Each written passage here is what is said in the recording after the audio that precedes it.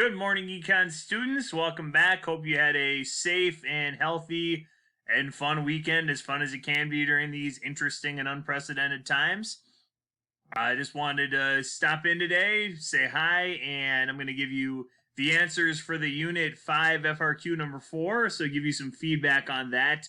Talked to a lot of you guys on Friday and Saturday when you were working on it, but for those of you who haven't turned it in, just to offer you some feedback and in the hopes that this will help get you ready. We're looking at 3 weeks and 2 days out from the AP test on May 21st, so everything's in the name of getting ready for that. Starting this week, you'll have an FRQ just like last week. Practice one every single day. Email me with questions. I'll go over the answers tomorrow morning. But let me know what you need help with. I'm also going to start posting the College Board. Some of you who are in AP Psych with me know this already. College Board has made a bunch of review videos to try to help people move along in these, like I said, unprecedented times. Help people review the stuff. They've got teachers from across the country who are contributing. So I'm going to start sharing those with you guys today. And the FRQs that we go over, we'll try to help with that as well. For instance, the one I'm giving you today has a comparative advantage problem. It has an unemployment rate problem. Stuff from across the board. So pretty much anything is fair game at this point. We're going to be reviewing everything we've gone over in this entire class. We're done with new learning. So we'll see how this goes. Like I say, interesting times. So going back to Friday's free response question, Unit 5 FRQ number 4. Assume the U.S. economy is operating below full employment. Draw a correctly labeled graph of long-run aggregate supply, short-run aggregate supply, and aggregate demand. Show each of the following: current equilibrium output and price level, full employment output, Y sub F, which, remember, full employment is right at Laras. So, looking at what you should have drawn on Friday or over the weekend, okay, when we're talking about the economy being below full employment, okay, that means we are, as always, to the left of Laras. Okay, so we're to the left of long-run aggregate supply. Okay, we've got that little triangle there. That's the recessionary gap. Okay, so full employment would be long-run aggregate supply. We're below full employment. Okay, so this is an excuse me. This is drawing an economy in a recession right now. Okay, so that's what it should look like. Part B. Assume the Federal Reserve targets a federal funds rate. I think this is the third one in a row where federal funds has come up to reach full employment. Should the Federal Reserve target a higher or lower federal funds rate? So remember, federal funds rate, bank-to-bank loans. Discount rate is loans from the Fed to commercial banks. Bank-to-bank loans on overnight reserves. That's the federal funds rate. So Chase lending money to BMO Harris lending money to Lincoln Way Bank lending money to, Gavin's Bank of Awesome. That would be federal funds rate. They should target a lower federal funds rate. If we lower the federal funds rate, banks are likely to lend money to each other, okay, at low interest rates. Banks are encouraged to lend to each other, and banks lend to each other. They have more excess reserves, and when they have more excess reserves, they can loan it out to you guys at a lower price. Bada bing, bada boom, kind of what we're going for right now. Right now, we have a very low federal funds rate. I think it's almost close to 0% to encourage banks to loan to each other, pass the savings on to you, so you guys will go out and start your own businesses. You'll borrow money to build homes, all kinds of things that are supposed to help keep our economy afloat in these tough times. So, Part C. Given the Federal Reserve action you identified in Part B, draw a correctly labeled graph of the money market and show the effect of the nominal interest rate. So we got our money market, quantity of money on one axis, nominal interest rate on the other. So starts looking like that. Demand for money always slopes down to the right like all demand curves. There's your supply of money. We'll do Q1, I1.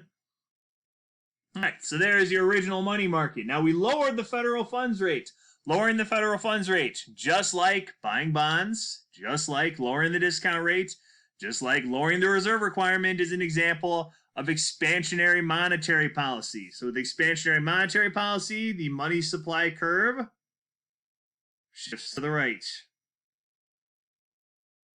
Anytime we're using any option, lowering the federal funds rate, buying bonds, etc., we're going to shift the money supply curve to the right.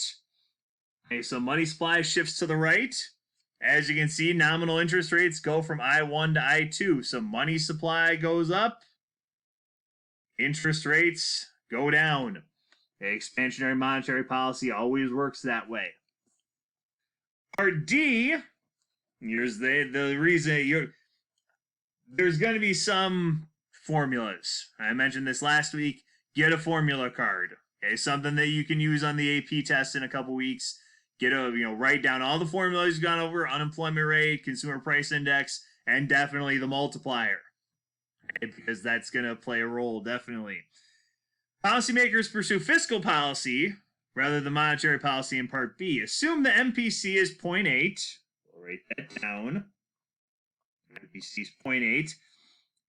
And the value of the recessionary gap is $300 billion. If the government changes its spending without changing taxes, calculate the minimum required change in government spending to equal a $300 billion change in real output. So we know the change in GDP, we need to up things by $300 billion. So MPC is 0.8, change in GDP is 300. We're being asked how to figure out the change in government spending. So how much does government spending need to change by? So let's figure out first multiplier, 1 over 1 minus MPC. So we're dealing with spending, whether it's consumer spending, government spending, or business spending, aka investment. Do the spending multiplier. So 1 over 1 minus MPC, 1 over 1 minus 0.8 equals 1 over 0.2. And no worries if you can't figure that out in your head. The calculators are perfectly legal on the AP test this year. So the multiplier, 1 over 0.2, is 5. So there you go. Multiplier is 5. So now we remember how to plug this in. So our change in GDP is equal to the multiplier times the change in government spending. Okay, so we know the multiplier is 5. And we know the change in GDP, how much we needed to change by, is 300. So, dividing each side by 5 like you would in algebra, you figure out the change in government spending should be 60.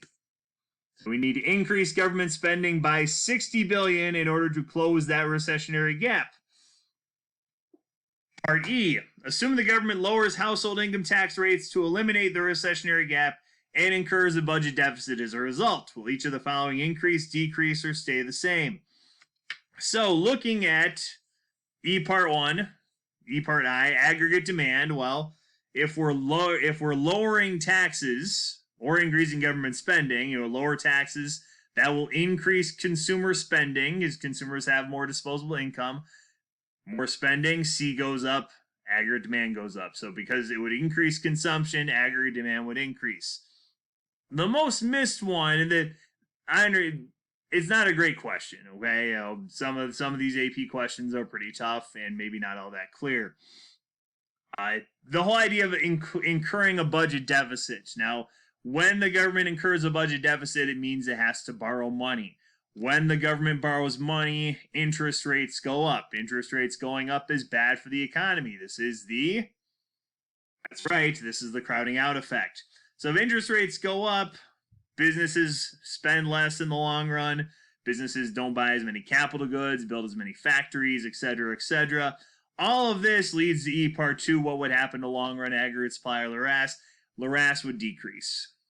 High interest rates are bad for economic growth because businesses borrow less, businesses spend less, and that really is what drives economic growth. Businesses investing in their own companies, as a result of that, and it's something they're talking about right now, is that businesses, as a result of everything that's happening right now, are incurring huge amounts of debt, as they try to keep their operations going. They're not going to be able to, there's possibility that they're not going to be able to expand in the future because they're borrowing so much money now that in the future, when all this is passed and things are back to normal, businesses, instead of investing in new things, new equipment, new machinery, things like that, are going to have to spend all of their profits and all their time paying back the loans they've taken out during this time, and that's going to limit economic growth. Okay, so yeah, think of that when we're talking about long run economic growth. Business decisions, high interest rates play a role, business debt plays a role. All of those hurt investment, and if you hurt investment in the long run, you're going to hurt economic growth and lures. Okay, like I said, if there are further questions, let me know. Always here. So hopefully you have a good Tuesday, and we'll see you again tomorrow with the answers for Review FRQ number 1.